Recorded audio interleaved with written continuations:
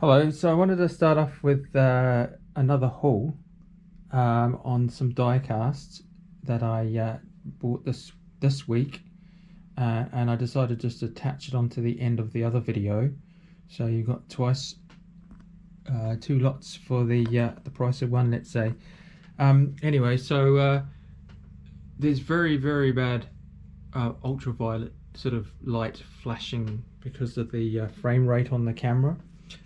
So I've got some of these special filters. So these filters are meant to actually block out any of that flashing, and they attach onto the front of the Ulanzi cage, which is around the GoPro, and then it's meant to drastically reduce the flashing from the ultraviolet or the lights. But then unfortunately it turns everything a shade of purple. But I bought those online, so I just want to try that out and to trial it and see, because otherwise you have to shift around the frame rates and everything like that to try and compensate on the camera, and it's I've never really tried to do that, but apparently that's what you're meant to do.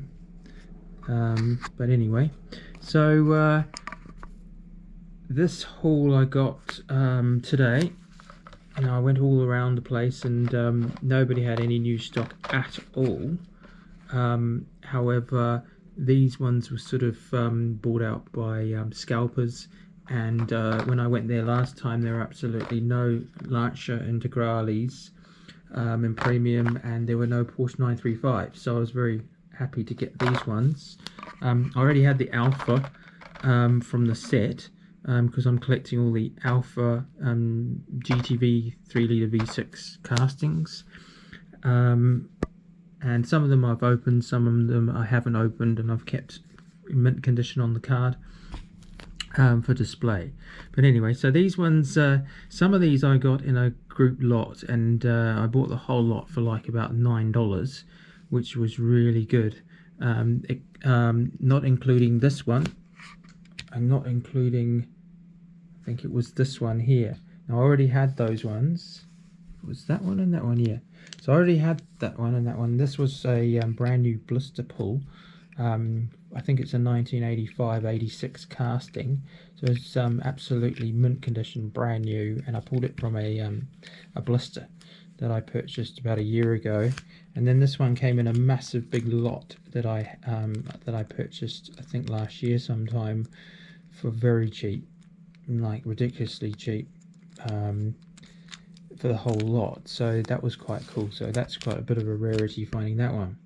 Now, so this is the lot that I bought. Now, I thought, well, I've already got some of these castings, so I was like, well, should I get them? But then I didn't have this one, and this one was the one that caught my eye, because it's a relatively rare variation, and I think it was so it's the Supra 92 Supra, and it's made in China, and it's very good condition. Like, no chips on the bumpers, mint underneath, mint wheels.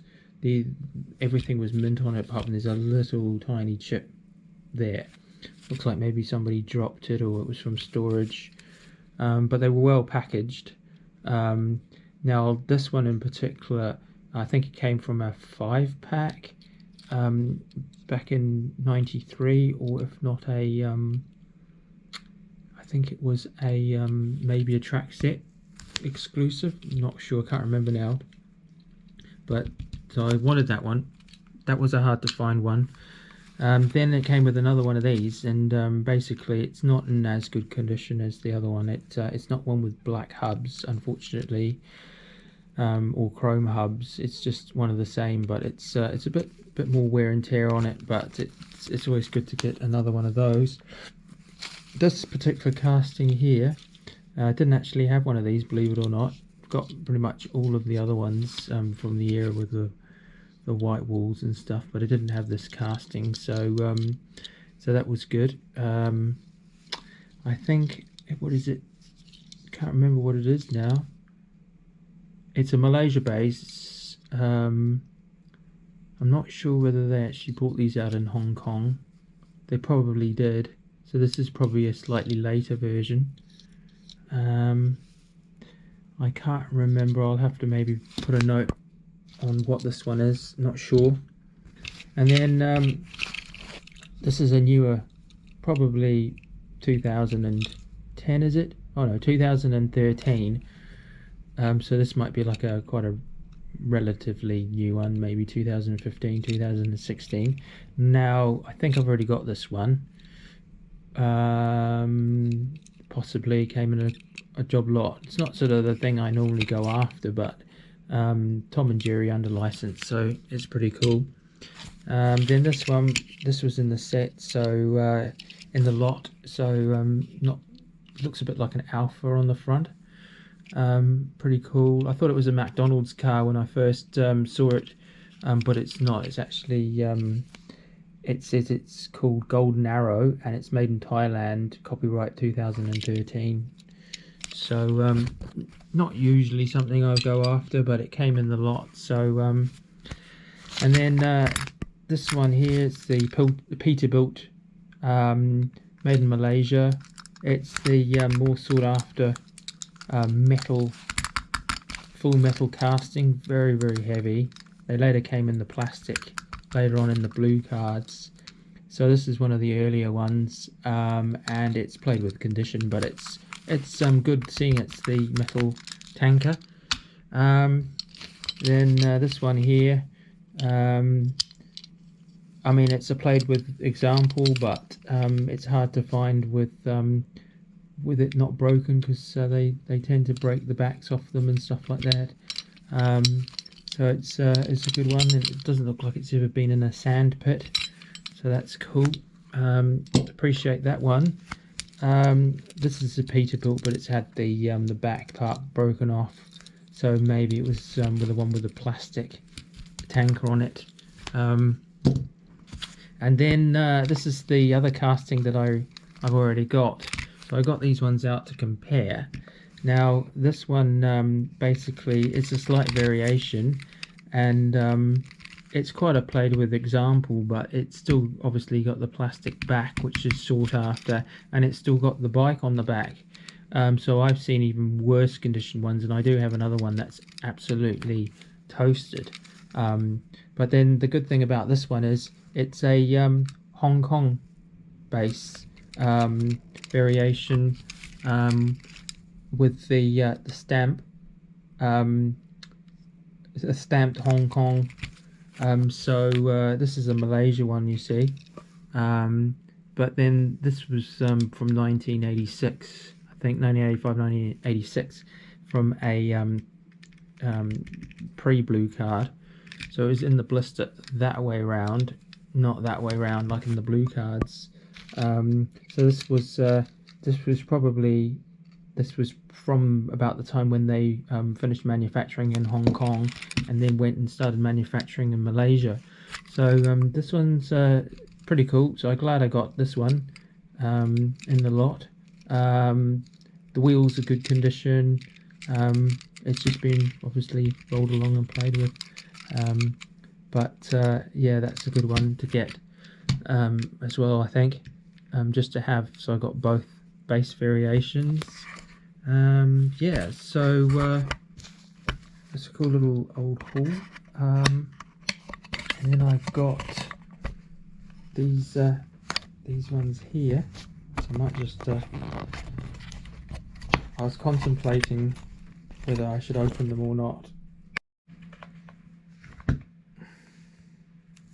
Right, so just had to put the power bank on, because whenever you want to record something, it's going to go flat, isn't it? Just show you a bobcat. Bobcat's under here, keeping me company. Right, so I thought, well, yeah, I'll just open them. Why not? So if you open them from the base, there's like a little space down here where you can just push down and get your finger in, and then you just go along the edge like that, and then supposedly, if all goes well, you slide your finger in, then you can pull it up. and then get the car out, and then you can push that back like that, and then later on if you want to put the car back in and store it in the pack and hang it up, you can, theoretically. Nice little tip there. So yep, this is definitely a lovely casting. Great Porsche. I believe this... Right, so I put the power bank on, but then it shut off. So I didn't lose the file, luckily, but I was in the middle of trying to say that back in the day, these Porsches, or Porsche, I like to say Porsche, Porsche were raced in like sort of like GT racing, Le Mans, 24-hour and other race series like that, and it was nicknamed Moby Dick. And the reason why they nicknamed it Moby Dick was the race team called it that because it's got a huge whale tail, which is this part. And they, on the Porsches, they used to have so they said it was like Moby Dick was the whale back in the day from that was it I can't remember the movie now. What was that movie where the whale Moby Dick came along and swallowed the was it Pinocchio? No, gosh, I can't remember. Maybe long time ago, that movie. Yeah, so that's why they nicknamed the Porsche Moby Dick. But there's a song called Moby Dick as well from oh no, that was a drum solo from Led Zeppelin with a song with a massive drum solo with John Bonham playing it, called Moby Dick. Yep. So anyway, don't know what the association with that was. Maybe it was because it was a whale of a song, maybe. But yeah, very cool. Very cool. Like it. So anyway, next one, because I'm cooking some food and the food's going to be ready any minute. So if I get this over, then I can eat my food before it burns.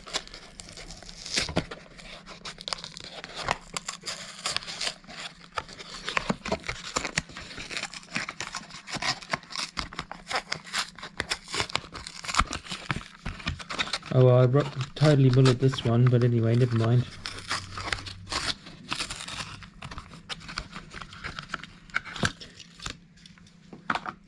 So I didn't have any of this casting opened, so I've only had ones on card, which were the mainline first release. I didn't have this in premium at all, so I just thought, yeah, this is cool. I've got to have this one. Very nice. So very similar to sort of the Alpha 33 platform with the Lancia Delta platform. Believe they were made in the same factory with the Alpha, and because around about that time was when Lancia bought Alpha out and produced the Alphas in the Lancia factory. So very cool, but I didn't have the budget to buy a Lancia Delta when I bought my Alpha. Years ago I could have bought one. I think they were only about, the guy that I knew that was importing them, there was only like $6,500 he was selling them for, but they're all left-hand drive, and I didn't particularly want a left-hand drive car. Alright, so that's my food. So I'm going to go and eat my food. So yeah, I hope you enjoyed this haul video, and like, subscribe. I'm going to do some more videos on you know, just various car shows, and then I've got to get stuck into getting my Escort back on the road, and my other car as well, and then hopefully doing some restoration projects and stuff, and then also doing some more diecast haul videos. So yeah, okay, thanks for watching. Over and out.